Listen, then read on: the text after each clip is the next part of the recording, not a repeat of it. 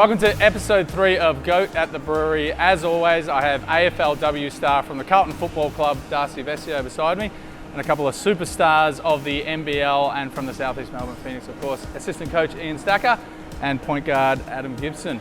So to kick things off today, we're just going to have a little chat about who we think has been the best performer over the last couple of rounds. Who you got, Gibbo? Mine, he's a great guy as well, Dane Pinot. His last couple of games, he's had record rebounds in, I think, 19 and 18. One of them was 20, I think. Maybe 20 rebounds. That many I can't remember, but he's been awesome. He's finishing around the hoop and setting great screens and also playing great defense. So for me, it's Dane Pinot. Probably the last couple of rounds, I'd have to say the last game in particular, Kendall Stevens was a return to form from him. I think he hit 6 threes, didn't he, that last? 60% from the field, from the three-point line was pretty awesome, and really a much better job defensively from him. That's the area we've been asking him to try and improve on, so I would go with him.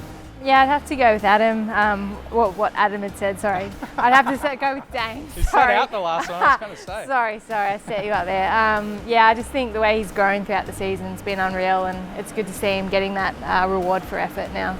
And so what about some off-court highlights? It's been a big month for the club, both on and off the court, but let's put a little bit of attention on what's going on off the court. Any highlights for you guys? I'll go with Adam on this one, with your video for Daniel Hesher, was it? Daniel Hesher, yeah. Yes, I love that. Our suit sponsor, me and Creaky and myself, were able to go in there and try on some suits. We have the Australia Day game coming up, so look out for those outfits, but I was able to go in there and test my modelling skills, and there could be a career after basketball. So that's my highlight for probably the year. Both you and Creaky weren't shy with that camera, I got to tell you. Not even a little bit. You know, if you have it, flaunt it. So I feel like we're the right two people for the job. I think that was a bit of fun, but what about being able to take a game to the State Basketball Centre? And we've got another one coming up on Australia Day on the 26th, but for me, that was just a massive highlight. Absolutely packed stadium out in the heartland of basketball. That must have been a pretty great experience to play in front of. And yeah, well, I mean, for us as players, it's awesome. One thing for our club to go back to the heartland, who we represent every day. But as a player playing in a smaller venue with that kind of atmosphere, like you said, it was sold out, and just the vibe and the feel that the crowd provided for us to play in front of was awesome. So unfortunately we lost, but you know, everyone after the game was super appreciative that we took the game out there, and they really enjoyed it. Yeah, I was just thinking, I can remember when, like as a player with Nunawading, we played the Nunawading Stadium, and then when I got into first coaching in the NBL, we played a little bit out of Kilsyth as home venues for NBL games, and they were always a real great atmosphere because the people from the East really understand the game. I think it is the heartland of basketball in the country. So to be able to bring the NBL back, I think if we had 6,000 or 8,000 seats there, we'd fill them as well. So hopefully that's where we can get to, you know, as we move forward with this. But it was great being back out there again. I think another highlight, I know Darcy, you've been following on social media and contributing where you can, but the bushfire appeal, I think, was a really big off-court highlight as well for the club. Yeah, I think obviously with so much of Australia being devastated by bushfires, it's so important that clubs have been able to give what they can and really rally around the communities affected. So I know at Carlton we've got sort of an initiative going as well, so it's good to see the Phoenix doing the same. All right, switch gears a little bit now. Stacks, what about focus for the remainder of the season? Obviously it's going to be a pretty tight fight for those final 4 spots in the finals, but what's the team's focus? Yeah, I think simplistically it's winning. You know, we just got to get this next game and concentrate on trying to get past the Wildcats. I think another focus is the new American that's coming into play, Devondrick Walker.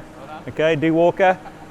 He's going to meet us over in Perth, and I think a lot depends on how he can slot into the group. You know, like and from I guess my experience in the league, we've got a team that is really accepting of new players and helps them blend in. We saw that with Jay Crockett when he came in. He really, I think the group really helped him feel comfortable and get to his best as quickly as possible. Yeah, I mean, it's a tough schedule. You know, 3 away games coming up this week. It's going to be tough against the top, you know, couple of teams in the league.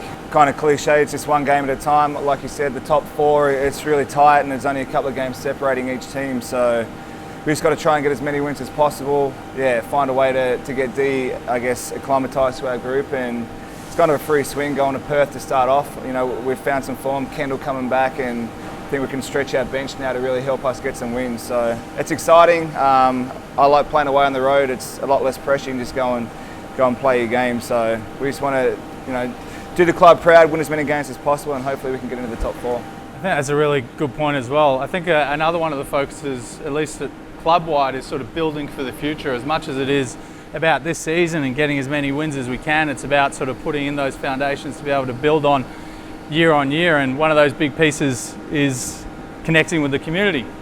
We've got all of our community camps coming up. I know you guys have done a tremendous amount of work out there meeting with kids and parents and families. What can you tell us about the camps? Yeah, I don't think you can understate the impact those camps have on the kids who attend when the NBL players come out and visit, and just give them some pointers on the game, and the parents, how much they're impacted on that. So I think that's a wonderful part of what we do.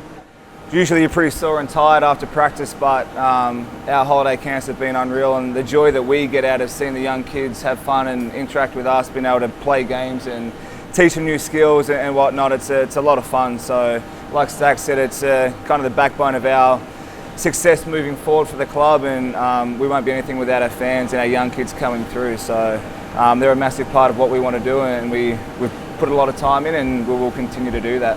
And finally, for our very enjoyable play, Darcy, you're probably the best position to answer this one. Sitting on the sidelines, being able to watch all the games and get excited about the action. What's been your highlight? Well, I'd have to say John's buzzer beater against Cairns a few weeks back. I don't think you could go past that. His performance was unbelievable, but particularly that moment, I think, yeah. Down 6 points with 11 seconds to go or something like that? Yeah, I mean, one of the best, not just the buzzer beater, but the shots leading into that, the whole situation, and then the overtime to have, 20-something points in 4 or 5 minutes is one of the best performances I've seen, and I had the best seat in the house right there with him on court, so yeah, that's mine as well. Yeah, I think there were a lot of factors that led to him getting those buzzer beaters as well. Dane's pressure on the ball. I think Creaky picked off 1 or 2 of those passes that ended up giving us the ball back. So John gets the glory, but a few of the other guys kind of presented the opportunity for him as well. Well, that's it for episode 3 of Goat at the Brewery. Make sure you stay tuned to all the SEM Phoenix channels for all the updates and news.